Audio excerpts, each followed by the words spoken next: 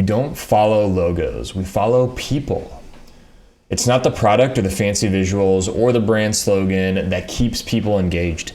It's the person behind it. Their story, their values, and their voice. People will follow you because connection feels human. We want to see somebody who believes in something, someone who's doing the work, someone we can relate to, not a company trying to sound perfect. And that's the difference between marketing that gets attention and marketing that builds trust.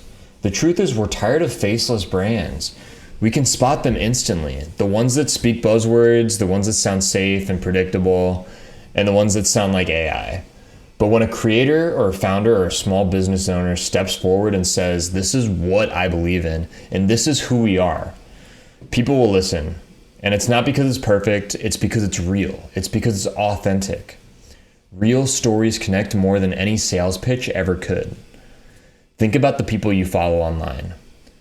The ones who make you stop scrolling. You're not following them for the algorithm.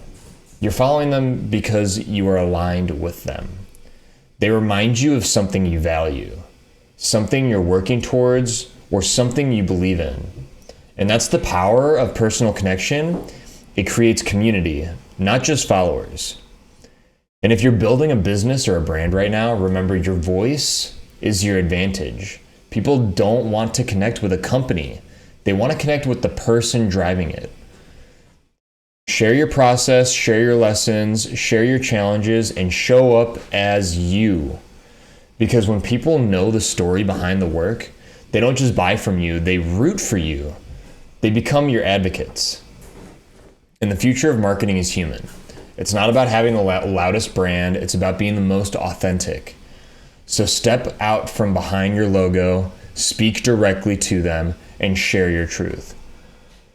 People don't follow businesses, they follow people who believe in something real. So go out there and be yourself.